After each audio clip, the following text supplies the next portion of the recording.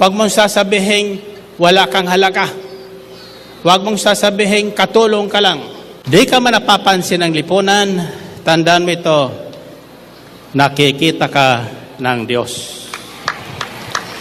Tulad ni Jesus, tayo ay nagiging masunurin na sa salita ng Diyos. Masunurin sa kalooban ng Diyos, masunurin sa mga utos ng Diyos, masunurin sa lahat ng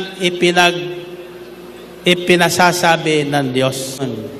Ang pagsunod na hinahanap Diyos sa atin ay buong puso, maluwag sa ating kalooban.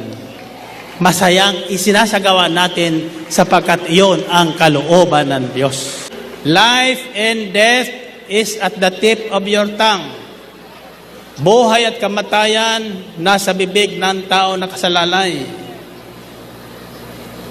Kahirapan at kasaganaan nasa bibig din ng tao na kasalalay.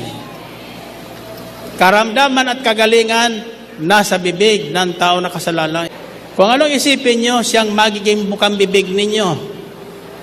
Kung anong sabihin nyo, mangyayari sa inyo.